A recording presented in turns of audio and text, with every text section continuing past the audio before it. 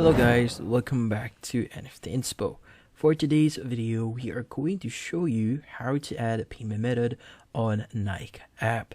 So if you're interested, let's start our tutorial. Now, first thing that we want to do here is we want to open up our Nike mobile application. Now in here, you want to start adding your items, and once you've added your items, just click on the bag option, which is located at the top right of your screen. Now in here, you need to enter a few details like your delivery address, but before you could go there, just click on checkout.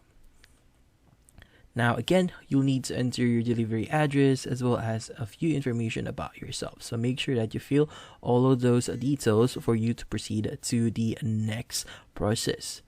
So in this case, let's just wait for this to load up. But once it's loaded up, we just need to go to the very bottom and just click on continue.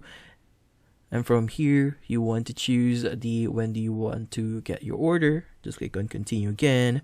And from here, just click on continue again since you've already added your address. And from here, you just need to wait for the process to load up the payment method. And from here, you'll be able to see the payment methods that you can use on the Nike app. So in this case, we have credit or debit card, PayPal, GCash, or cash on delivery. So I do have to inform you that the payment method actually depends on the current country that you are currently at.